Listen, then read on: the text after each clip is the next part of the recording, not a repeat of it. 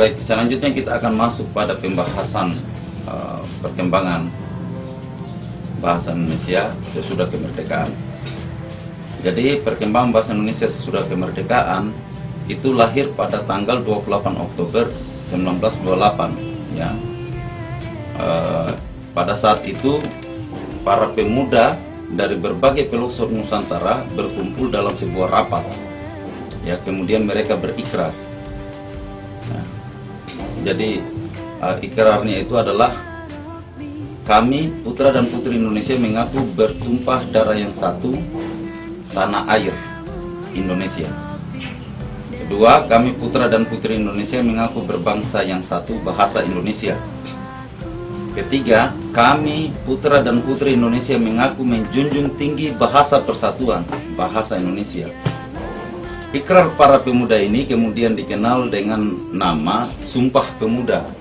Ya, yang jelas unsur ketiga dari Sumpah Pemuda ini merupakan pernyataan tekad bahwa bahasa Indonesia merupakan bahasa pemersatu bangsa Indonesia. Ya, jadi pada tahun 1982 bahasa Indonesia dikukuhkan kedudukannya sebagai bahasa nasional. Jadi untuk menghubungkan seluruh pulau, antar pulau, kemudian lintas kedaerahan, bahwa kedudukan bahasa Indonesia sebagai bahasa nasional memiliki fungsi pertama, bahasa Indonesia sebagai identitas nasional. Yang jelas hal ini sudah tertuang bahwa bahasa nasional dibuktikan dengan digunakannya bahasa Indonesia dalam butir-butir Sumpah Pemuda tadi ya. Salah satu butirnya itu adalah mengaku bertumpah darah satu, tanah air Indonesia. Yang kedua, bahasa Indonesia sebagai kebanggaan bangsa. Jadi kedudukan kedua dari bahasa Indonesia ini sebagai bahasa nasional dibuktikan dengan masih digunakannya bahasa Indonesia sampai sekarang ini. Ya. Jadi serentak ya penggunaan bahasa Indonesia itu setelah diikrarkan sebagai bahasa Indonesia yang satu, maka bahasa Indonesia kemudian menjadi kedudukan kebanggaan bagi bangsa Indonesia itu sendiri. Selanjutnya, bahasa Indonesia sebagai alat komunikasi. Bahasa Indonesia sebagai alat komunikasi, kedudukan ketiga ini berdasarkan bukti bahasa nasional dengan digunakannya bahasa Indonesia dalam berbagai media komunikasi.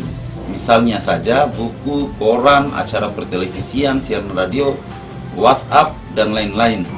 Karena Indonesia adalah negara yang memiliki beragam bahasa dan budaya, sehingga harus ada bahasa pemersatu di antara semua golongan tersebut, semua media, semua komunikasi.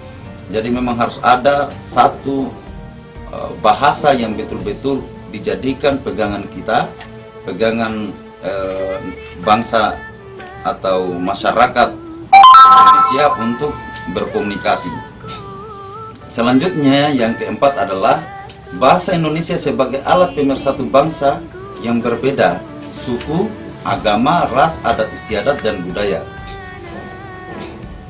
Jadi sebagai suatu kebanggaan kita bahwa adanya bahasa Indonesia ini semua menjadi satu, baik itu suku, termasuk agama misalnya, ras dan adat istiadat, budaya sangat berbeda.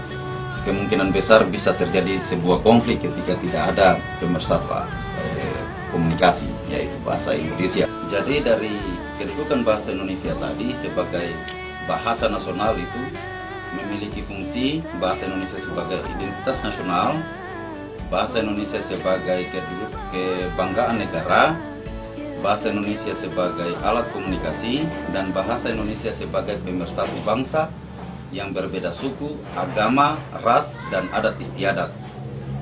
Ya, dari keempat ini mahasiswa harus memberikan pertanyaan tentang pembahasan kali ini sebelum kemerdekaan dan sesudah kemerdekaan.